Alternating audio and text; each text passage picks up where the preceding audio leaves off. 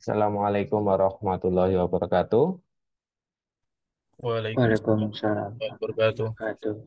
Oke, teman-teman, sesuai dengan yang saya sampaikan pada minggu kemarin, pada minggu ini saya akan mengajak ya kelompok yang akan mempresentasikan tugas yang kemarin saya berikan berkaitan dengan teori graf ya. Jadi nanti kita materinya ada satu sesi presentasi dari rekan-rekan mahasiswa. Kemudian kalau waktunya memungkinkan, belum berbuka puasa, kita lanjutkan dengan pemaparan dari saya. Seperti itu ya. Jadi semoga dalam setengah atau 40 menit ke depan perkuliahan ini bisa diselesaikan ya. Jadi saya kira kita nggak bisa melaksanakan perkuliahan di sela-sela apa namanya berbuka ya. Jadi saya kira nggak perlu kita sambung lagi setelah berbuka, tapi kita maksimalkan waktu yang kita miliki, kurang lebih 40 sampai 45 menit ya untuk kita isi pemaparan materi dari salah satu kelompok, dan nanti saya lanjutkan dengan materi tambahan tentang teori grade. Ya, silakan ada yang volunteer yang mau mempresentasikan PPT-nya atau saya tunjuk?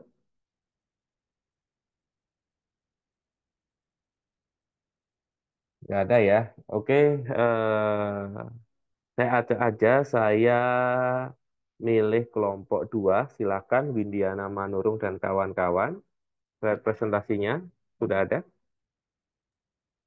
Sudah, Pak. Sebentar Oke. ya, Pak. Presenternya siapa? Biar saya jadikan co-host. Saya sendiri, Pak. Oke, dia ya.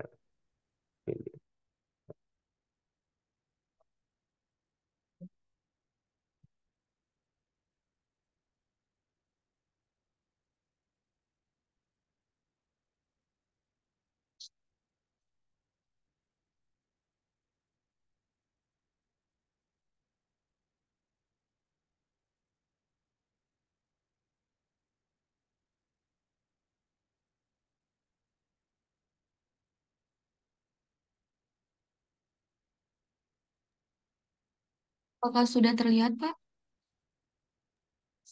Oke, sudah. Silakan.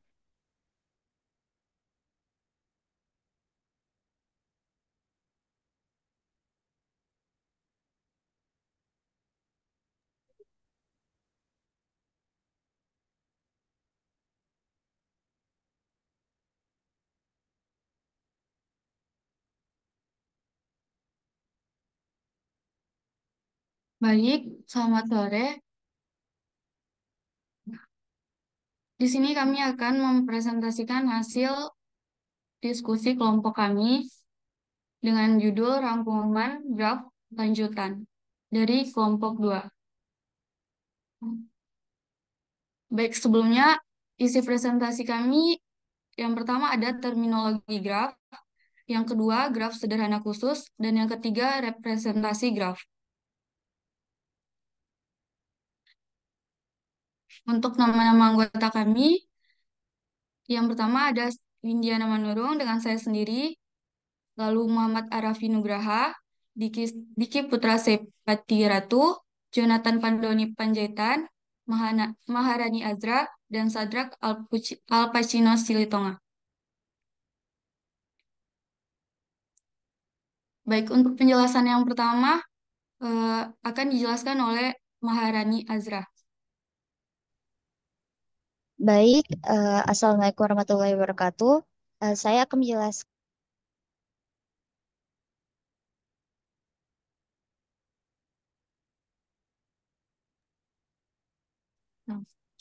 saya akan menjelaskan terminologi graf, yaitu yang pertama ada bagian terhubung atau connected. Nah, sebuah graf ini dikatakan terhubung jika setiap pasang simpul pada graf tersebut dapat dihubungkan oleh jalur. Dengan kata lain, tidak ada simpul yang terisolasi dari simpul-simpul lainnya. Nah, dapat dilihat eh, contohnya di sini ada contoh graf tak terhubung dan graf tak terhubung.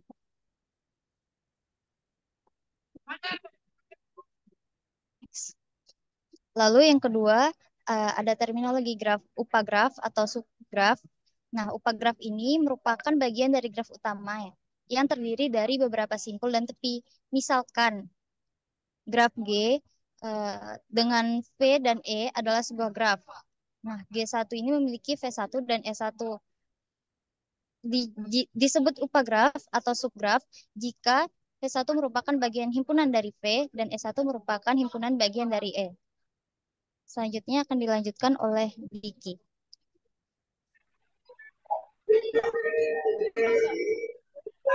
Upagraf merentang. Upagraf merentang adalah subgraf dari sebuah graf yang memuat sebagian besar simpul graf tanpa membentuk siklus. Contohnya graf G barengan G1, G1 dan G. Dikatakan graf tentang jika G1 yaitu G1 mengandung semua simpul dari G. Selanjutnya akan dibacakan oleh Raffi. Baik, selanjutnya ada cut-set. Cut-set dari graf terhubung G adalah himpunan sisi yang bila dibuang dari G menyebabkan G tidak terhubung. Jadi cut-set selalu menghasilkan dua buah komponen. Selanjutnya pada graf berbobot, yaitu graf berbobot adalah graf yang setiap rusuknya diberi sebuah harga atau bobot. Bobot pada setiap rusuk dapat berbeda-beda tergantung pada masalah yang dimodalkan pada graf.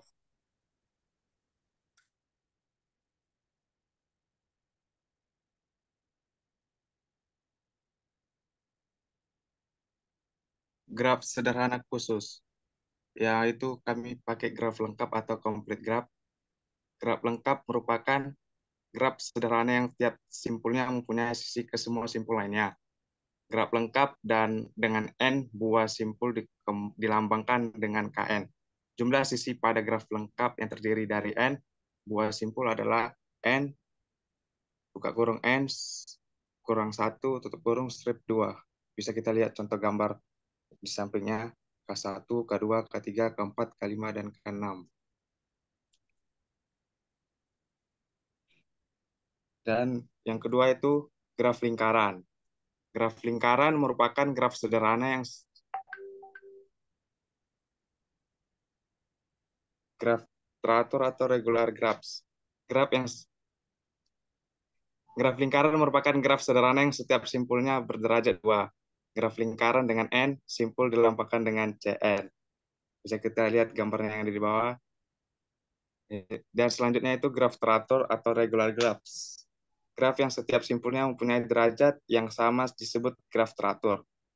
Apabila derajat setiap simpul adalah R, maka graf tersebut disebut sebagai graf teratur derajat R. Jumlah sisi pada graf teratur adalah NR strip 2.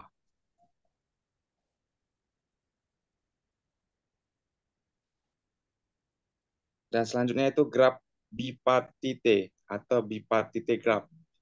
Graf G yang himpunan simpulnya dapat dipisahkan menjadi dua himpunan bagian V1 dan V2. Sedemikian sehingga setiap sisi pada G menghubungkan sebuah simpul di V1 ke sebuah simpul di V2. Disebut graf bipartit dan dinyatakan sebagai G, V1, dan V2.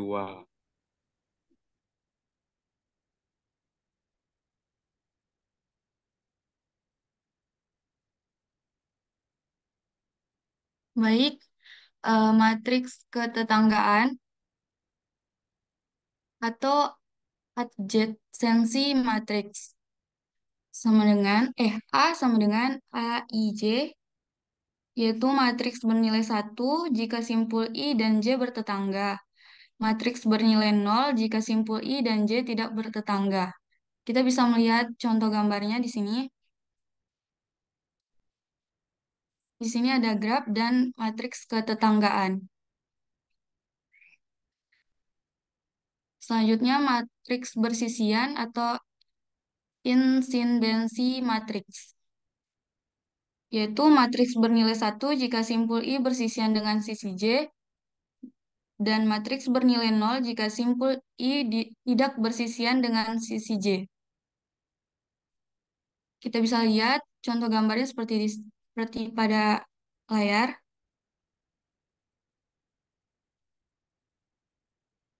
Dan selanjutnya ada senarai ketetanggaan atau adjacency list. Senari ketetanggaan atau adjacency list mengkelompokkan simpul dan simpul tetangga dari suatu graf.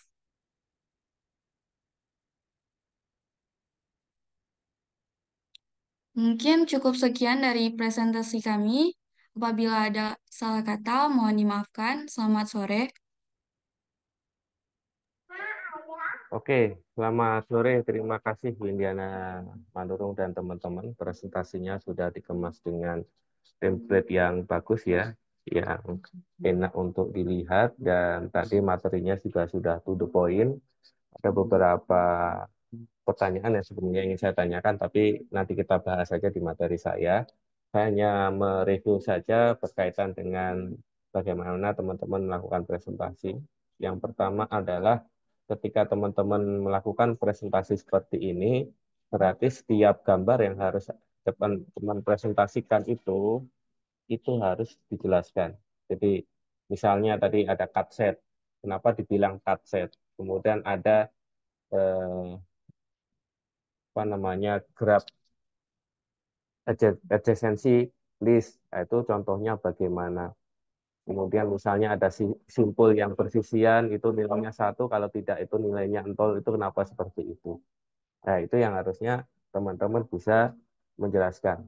Karena konsep dan pembelajaran teori graf ini itu akan banyak pembahasannya ke bagaimana teman-teman merepresentasikan graf dalam suatu kode. Ya, saya gantian izin share screen teman-teman untuk materinya. Dan terima kasih. Jadi untuk yang presentasi saya kira satu aja ya untuk lebih efektivitas waktu ya dan supaya materinya tersampaikan dengan banyak baik.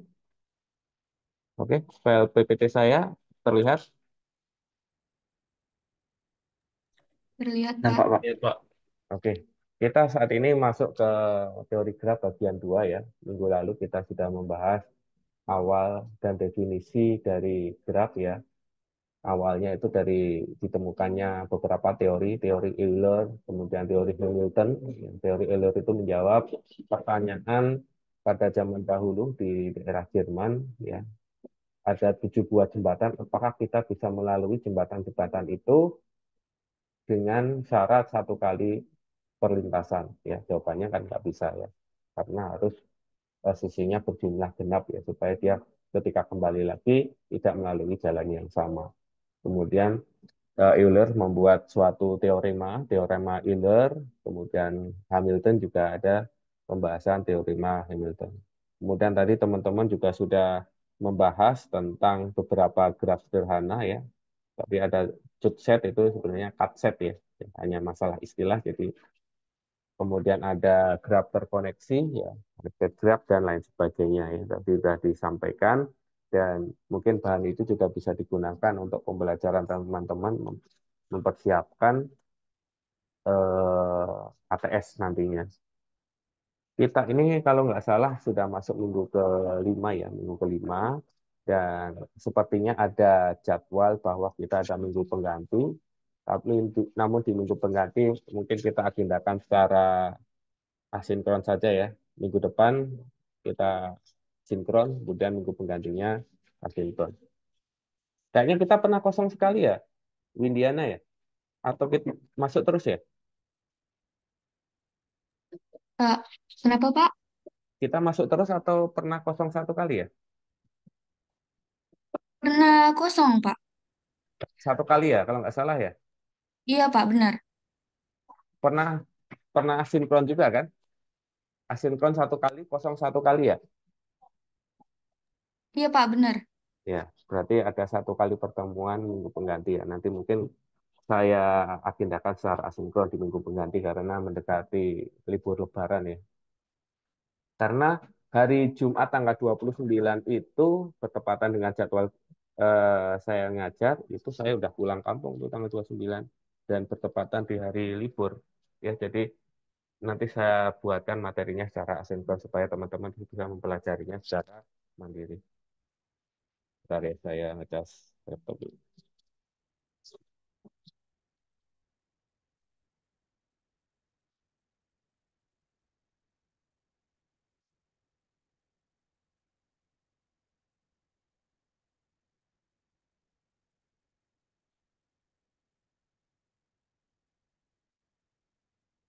Oke, bahasan yang berikutnya adalah representasi graf, ya. Kemudian ada graf harmonik, maaf, graf isomorfik, dan yang terakhir adalah lintasan terpendek, ya. Dan nanti lintasan terpendek ini materinya silakan teman-teman studi literatur secara mandiri, ya. Jadi saya di sini akan fokus ke pembahasan bagaimana kita mempelajari representasi graf dan graf isomorfik.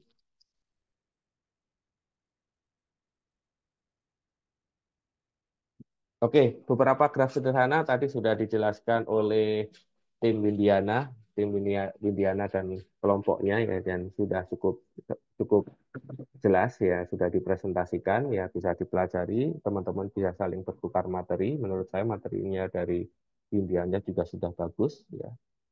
Selanjutnya saya akan menjelaskan tentang representasi graf, ya. Ya, ini terima kasih saya menyimak tadi presentasinya Windiana. Di presentasi ini ada yang kurang tepat, ya. Di sini adalah metrik ketetanggaan atau adjacency metrik, ya, di mana metrik A itu dinotasikan sebagai A kolom I baris C, ya, di mana ketentuan metriknya bernilai 1 jika simpul I dan J itu bertetanggaan, dan 0 itu jika simpul I dan J itu tidak bertetanggaan. Wah, ini pas ini saya tadi pas nyimak materinya Windiana, sekaligus mengoreksi. Ini nilainya 0 itu jika tidak bertetanggaan. Nah, teman-teman bisa melihat gambar di sebelah kanan. Ada beberapa graf, ya, dinotasikan sebagai graf A, graf B, dan graf C. Kita perhatikan beberapa di antaranya. Yang pertama adalah graf A. Graf A ini terdiri dari beberapa simpul, ya. Ada 1, 2, 3, 4 simpul yang dinotasikan dengan angka 1, 2, 3, 4, dan terdiri dari 1, 2, 3, 4, 5 sisi, ya, yang menghubungkan antar simpul. Kemudian kita gambarkan dalam sebuah metrik, ya, terdiri dari 4 kolom, kolom 1, 2, 3, 4, ya, dan baris 1, 2, 3, 4, ya. Kolom dan baris ini itu merepresentasikan dari simpul atau vertex. Misalnya, ini kalau satu ketemu satu, ya, ketemu satu berarti simpul I, simpul kolom I dan simpul kolom silum maaf, simpul baris C itu tidak bertetanggaan, berarti dia nilainya adalah 0. Kemudian kita lihat, ketika simpul satu dan 2 ini bertetanggaan enggak? Bertetanggaan, ya. Dia dihubungkan oleh sebuah sisi antara titik 1 dan 2. Ya, berarti nilai pada matriks A di sini adalah 1. Kemudian kita lihat lagi di sini. Titik 1, ya, titik 1, maaf, tadi 1 ke 2, ya. 1 ke 3, 1 ke 3 satu ketiga itu dia terhubung, ya, berarti bertetanggaan, ya, dihubungkan oleh sebuah sisi yang menghubungkan antara simpul 1 dan simpul 3, berarti dia nilainya 1. Kemudian dari simpul 1 ke 4, apakah dia bertetanggaan? Jawabannya tidak, ya, karena tidak ada sisi yang menghubungkan antara simpul 1 ke simpul keempat. Berarti di sini nilainya adalah 0. Begitu juga ketika kita melihat dari simpul 2. Simpul 2, dia apakah bertetanggaan dengan simpul 1? Bertetanggaan, ya. Sebanyak berapa? Sebanyak satu sisi. Ya, berarti 2 ke 1, dia di sini ditulis 1. Kemudian dari 2 ke 2, karena berada pada simpul yang sama, berarti dia nilainya 0. Kemudian kalau yang ketiga, 2 ke 3 itu terdiri dari satu sisi yang bertetanggaan, dari 2 ke 3 sehingga dia kita isi sebagai 1. Kemudian 2 ke 4 itu juga simpul yang bertetanggaan. Ya, simpul I dan simpul J itu saling bertetanggaan dengan jumlah sisi 1, sehingga dia nilainya 1. Kemudian untuk Anda merepresentasikan graf yang ada di gambar A ini menjadi sebuah metrik, selanjutnya Anda tinggal plottingkan saja antara kolom dan metrik, ya. kolom kolom I dan baris J, sehingga membentuk sebuah metrik seperti ini. Nah, kita lompat saja di contoh yang ke C. Ya. Karakteristik yang bersifat unik di sini, ada metrik yang bertetanggaan yang seperti ini. Misalnya, ketika 1 dengan 1, ya berarti dia nilainya 1. Kemudian 1 kedua itu juga nilainya 2. Ya. Maaf, 1 kedua nilainya 1. Ya. Meskipun ada dua sisi, tapi ada arah yang berbeda ya, arah yang berbeda. Kemudian 1 ke 3 itu adalah 0. Ya. Kecuali kalau 3 ke 1, 3 ke 1 dia nilainya 1. Ya, kita perhatikan kalau graf ini punya arah, maka arah itu kita pertimbangkan. Ya. Jadi kenapa ketika saya menyusun isian metrik 1 ke 3, dia nilainya 0, karena meskipun 1 ke 3 ini bertetangga, tapi arahnya itu adalah arahnya dari 3 ke 1. Jadi 1 ke 3 itu isian metriknya 0, tapi 3 ke 1 itu isiannya adalah 1. Kita lihat di sini contohnya metrik ketiga ini, ke 1 nilainya 1, kemudian kedua itu nilainya 0 ya, karena meskipun bertetanggaan, arah sisinya itu 2 ke 3. Kemudian 3 ke 3 itu 0 karena pada simpul yang sama. Kemudian 3 ke 4 juga nilainya 0 karena arahnya itu pada sisi 4 ke 3 itu arahnya dari 4 ke 3.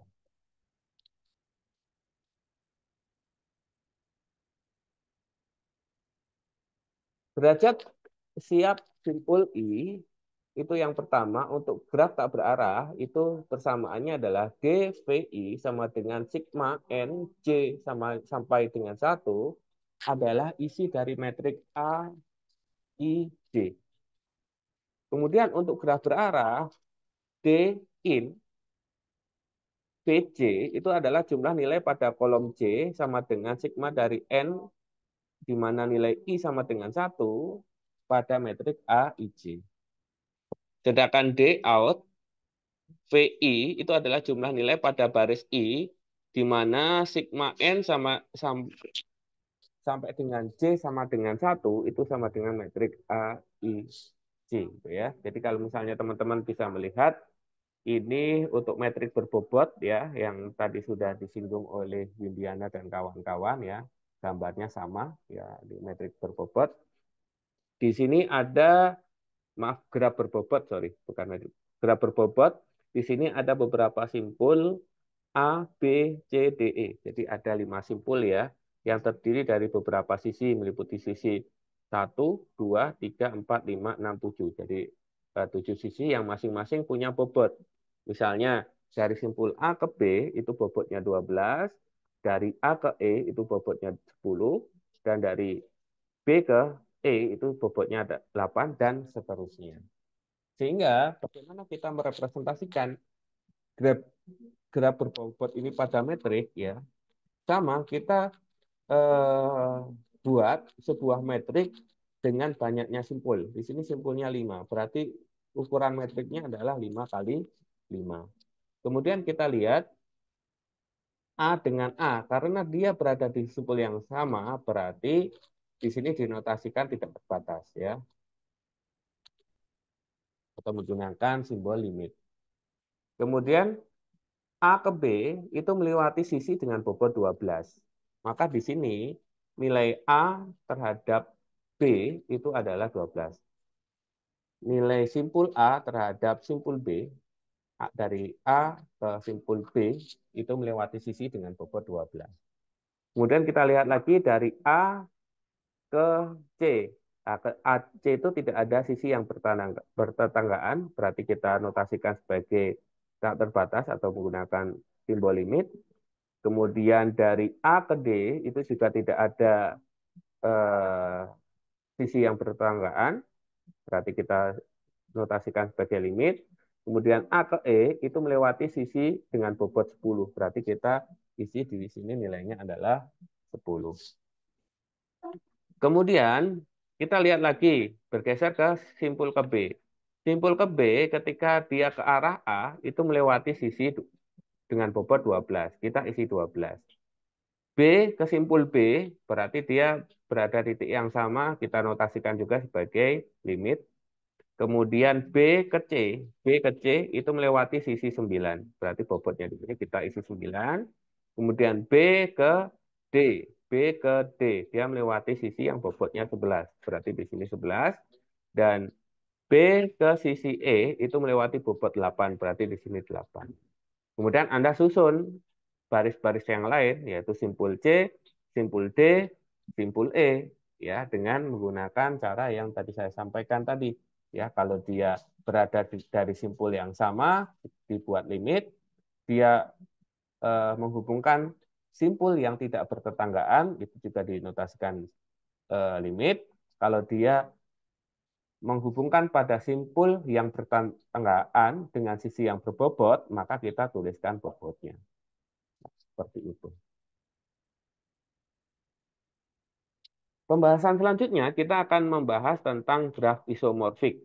Ada kalanya ketika kita membuat sebuah metrik graf, ya, itu akan terdapat variasi penggambaran graf yang berbeda, ya.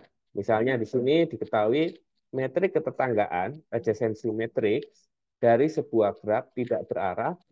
Gambarkan dua buah graf yang bersesuaian dengan metrik tersebut, ya. Ini metriknya ada satu buah aja. Dia nilainya adalah 01001 pada baris pertama, kemudian baris yang kedua adalah 10111, kemudian baris yang ketiga adalah 01110, kemudian baris keempat itu adalah 01100, baris kelima adalah 11010, ya.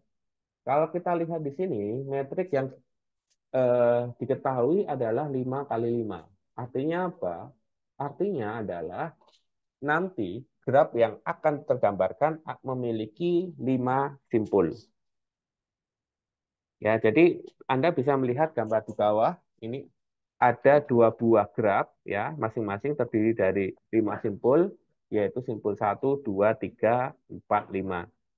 Ya, kita melihat kalau 1 ke 1, 0, berarti dia benar, ya. Kemudian 1 ke 2 nilainya satu sisi, berarti ada satu sisi dari sisi apa? Dari simpul 1 ke 2. Kemudian ketiga itu kan dia tidak bertetanggaan, berarti dia 0. Kemudian keempat juga dia tidak ada sisi yang bertetanggaan, berarti dia 0. Kemudian kelima itu kan dia berarti ke bawah, berarti dia nilainya 1. Berarti ini tidak benar. Kemudian yang kedua, 2 ke 1 itu bertetanggaan, nilainya 1, 2 ke 2 karena simpul yang sama dia nilainya 0. Kemudian 2 ke 3, kemudian 2 ke 4, dan 2 ke 5, masing-masing itu bertetanggaan, berarti nilainya itu adalah 1, 1, 1. Ya. Dan Anda seterusnya gambarkan seperti ini. Kita lihat di sini, kita melihat bahwa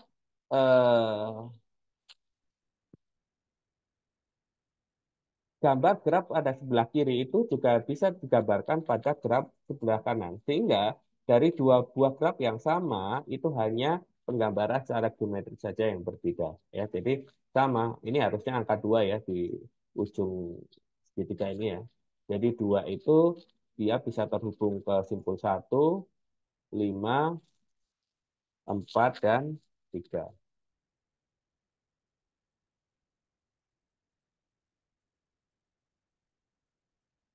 Oke.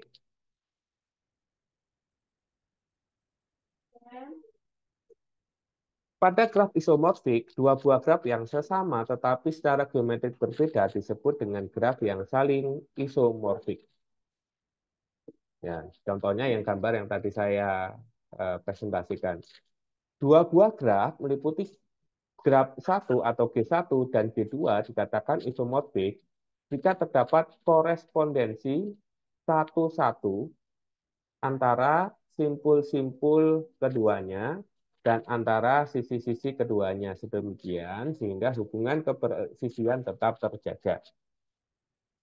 Dengan kata lain, misalkan sisi E bersisian dengan simpul U dan V di G1, maka sisi E aksen yang berkoresponden di G2 harus bersisian dengan simpul U aksen dan V aksen yang ada di G2. dua buah graf yang isomorfik adalah graf yang sama, kecuali penamaan simpul dan sisinya saja yang berbeda. Ini benar karena sebuah graf dapat digambarkan dalam banyak cara. Ya, jadi ketika teman-teman dihadapi pada sebuah metrik, tidak selalu grafnya itu bentuknya sama. Jadi bisa macam-macam bentuk grafnya. Ini contohnya gambar G1 itu isomorfik dengan G2, tetapi G1 tidak isomorfik dengan G3 ya. Jadi ini kan misalnya G1 dan G2, misalnya 4 ya. 4 ini dia persisian dengan 1, 2, 3 ya. Sama, kita anggap D ini sebagai 4, berarti dia persisian dengan C, B, dan A. Ya. Kemudian 3 itu juga persisian ke semua simpul ya. 2 juga persisian ke semua simpul, 1 juga persisian ke semua simpul. Itu identik dengan graf nomor 2. Jadi dibuat menyilang, jadi setiap simpul ini dia persisian ke setiap simpul yang lain. Sehingga graf 1 dan graf 2 itu disebut dengan isomorfik. Namun G1 tidak isomorfik dengan G3. Karena apa? Misalnya nih, di sini disebutkan pada G1 dan G2 bahwa setiap simpul itu persisian dengan semua simpul yang lain. Tapi di graf ketiga, itu setiap simpul itu maksimal hanya persisian pada dua simpul. Misalnya, X itu dianggap sebagai satu, representasi dari nilai satu, dia hanya persisian dengan simpul Y atau simpul 2, dan simpul V ya, atau simpul 4 ya. Sehingga dapat dikatakan G1 dan G3 itu adalah isomorfik. Ya, intinya pada metrik yang sama itu bisa membentuk graf yang berbeda dengan syarat yang tadi itu, dua buah graf yang isomorfik adalah graf yang sama kecuali penamaan simpul dan sisinya saja yang berbeda. Ya, ini benar karena sebuah graf dapat digambarkan dalam banyak cara. Oke, saya kira waktunya pas jam 6 ya. Jadi untuk lintasan terpendek, teman-teman bisa mempelajarinya secara mandiri ya. Lintasan terpendek pada graf yang nantinya akan berkaitan dengan materi selanjutnya. Oke, mungkin itu saja materi yang dapat saya sampaikan. Sebelum saya tutup, mungkin saya buka dulu learning ya.